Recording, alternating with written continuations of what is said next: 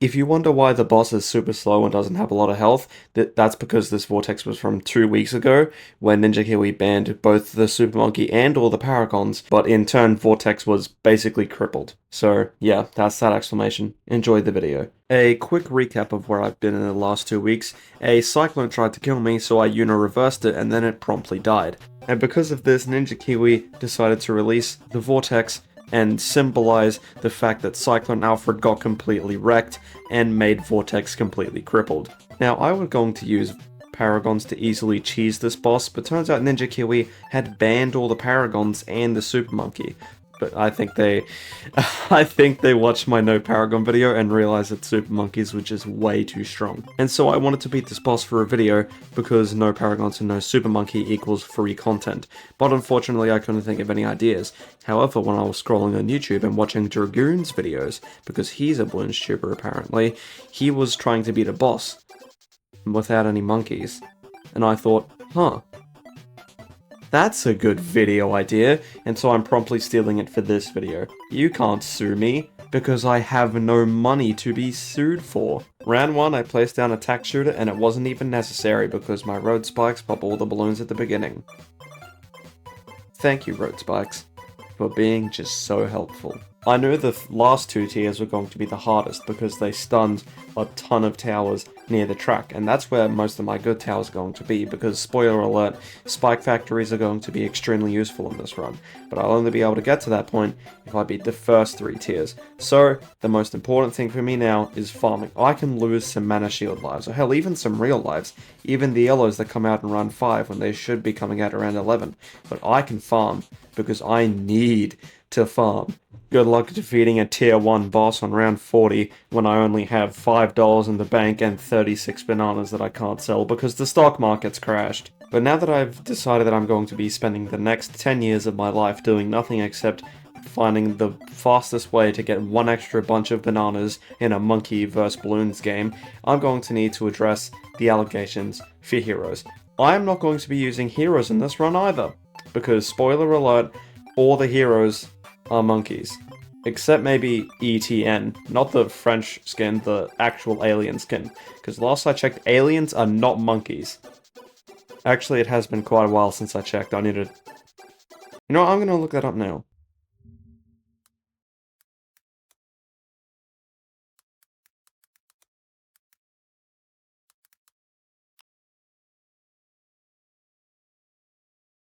Okay, aliens are not monkeys, but turns out ETN was actually banned in this boss event anyway, so that was a useless side tangent. As you can see here, my tack shooter is not doing enough to pop the balloons on its own, so I had to get down a second tack shooter, therefore doubling the effectiveness of our defense. I know, I have to farm as efficiently as possible, but the one thing I care about more than money is being alive, because not even corporate greed will overcome my fear of death. Skipping past all of the boring, uninteresting crap to actually get to the tier 1 boss, here it is. With 16,000 health and a slipstream that's sure to make the ceramics go at 600% speed. Faster than the speeding bullet. Superman has nothing on those slipstream ceramics because those things are horrifying. They will speedrun past your defense to kill you faster than I speedrun closing my tabs when my parents walk in. So, yeah. The first tier is actually pretty easy, all I have to do is just get a spike storm at the back, and then roughly every ability does 1 spike, and with about a 40-second cooldown, this means that I'll be able to beat the boss in maybe 2 or 3 weeks, which is definitely more than enough time, because my upload schedule is hot garbage anyway. Nevertheless, I use my expert blowing skills to push Vortex back to the entrance, therefore keeping him away from my farms and most of my defense. This means I was able to kill Vortex relatively quickly and relatively satisfyingly at round 51. Now, the first tier was done, time to farm for tier 2. Now, tier 2 was several times stronger than the tier 1 at over 100,000 health. I had to think long and hard about this, because this time, one ability from the Spike Storm was not going to be enough. I would need either several Spike Storms or some other strong tier 4 or 5. I thought long, deep and hard about this, and I finally came to the conclusion that I'm using a Sculpt of Spikes. It's just so much It's just super useful.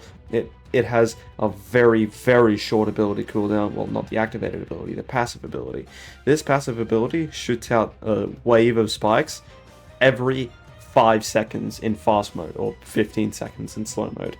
So this means I was able to keep Vortex super far away from my farms. And at this point, I was getting up a large Monkeyopolis, meaning that my farming could accelerate even faster.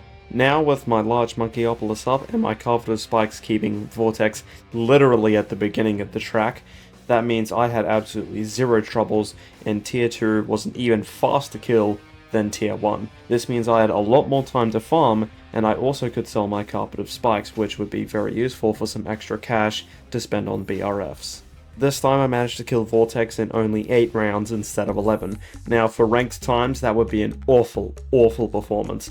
But I'm not actually doing any ranked bossing. This is actually relatively casual farming, because I don't have access to engineers or any heroes, so my farming is actually limited because of the fact that I have no monkeys. By round 78, I have a farming setup strong enough to pay for 30 college tuitions, and instead of using this money to pay for the education of tens of people, I'm instead going to use it to beat up a blue, multi-eyed spider in a monkey popping game. Round 80 is here, and with it is the Tier 3 Elite Crippled Vortex.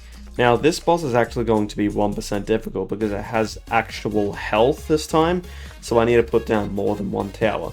My first thought was just to put down the super mines for that easy peasy damage, but I kind of forgot that Vortex can stun things, so I had to opt for a Carpet of Spikes as well. And together, these two Tier 5 Spike Factories took down the Tier 3 Elite Vortex. But I'm going to be honest, it was closer than I'd like. Carpet of Spikes was holding off the Tier 2 at the beginning of the track. Tier 3 was actually pushing the defense with the addition of Supermines. So yeah, that is very foreboding for Tiers 4 and 5. Also, if you hear any children screaming in the background, don't worry, it's not the kids in my basement, they can't talk anyways, I made sure of that.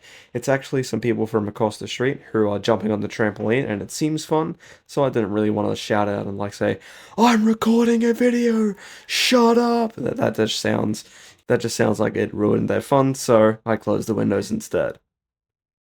So now I'm going to die of asphyxiation. I have approximately 2 hours to make the rest of this video. Yay!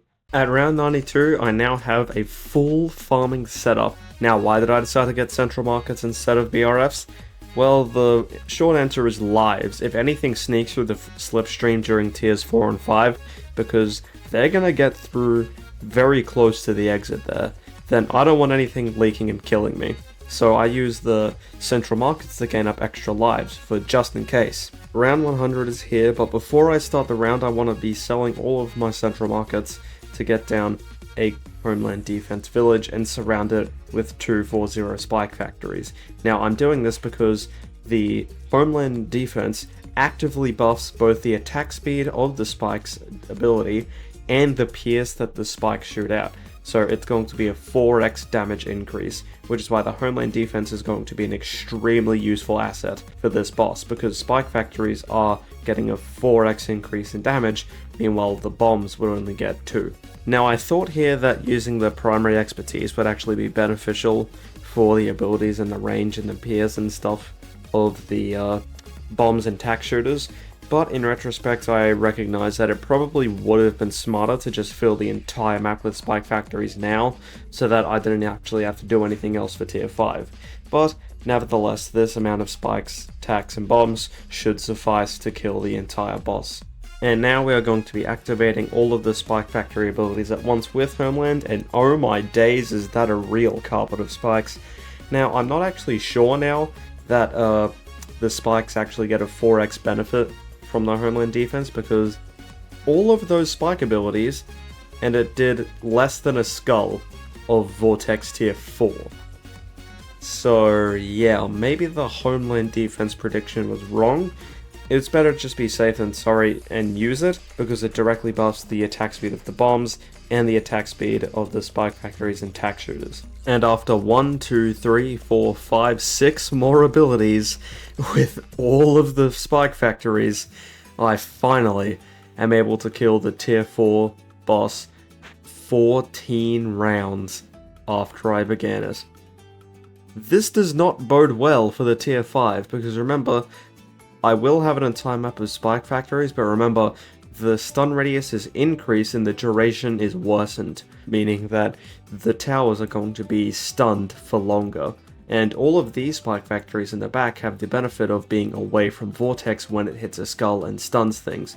However, I'm going to have a full map of these, meaning a lot of spike factories are going to be affected. But now all we have to do before attacking tier 5 is to create the setup. An entire map filled with spike factories. Now that round 118 is here, I can sell off all of my farms, because now we are going to begin the very monotonous task of just filling the map with 240 spike factories. I don't know about you, but I don't find placing the same tower over and over again 215 times very fun. I mean you do you, but this is just so incredibly boring. It may have only taken me 15 minutes, but it took 15 years off of my life. I'm probably not exaggerating. I have sped it up for you so that you don't have to witness the pure torture that this is. I mean, if you want to do even worse, fill an entire map with dart monkeys and then upgrade all of them to 420s. And if you mess up once, restart and do it all over again. Or just sell it, which is frankly the much more intelligent option, because starting all over again would be pure torture. I mean, that would actually be a torture method, I think, used in some countries. I don't know. And now here we are at round 120 with all of my spike factory abilities up, my homeland up. I have 150 spike factories, by the way. That is insane. Okay, but now here you can see I use all of them. The carpet of spikes has been lying to you. This is a true carpet of spikes. I've made that joke before, and I do not care. I'm going to make it again because it's hilarious. And here you can actually see my game is beginning to slow down because of how many spikes there are. I mean, before it was going at like a solid 10 to 15 frames per second, but now we're going at 6, maybe even 5 frames per second. I'm pretty sure the worst part of this run, I froze for like a good 10 seconds, and I was like scared that B36 had crashed, but no, my computer did keep on trucking along, which thankfully happens. And I'm just going to let this play out, because this boss fight was insane. And it was also very stressful. It's probably taken 3 decades off my life just to make this video.